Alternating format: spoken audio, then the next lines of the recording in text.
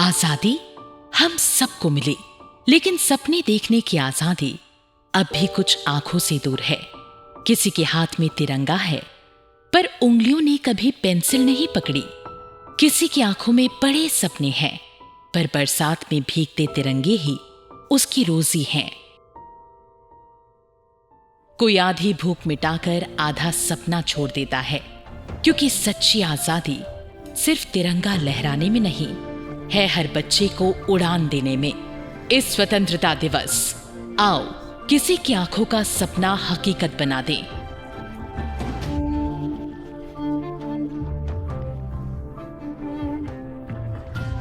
किसी के हाथ में तिरंगे के साथ किताब भी थमा दें।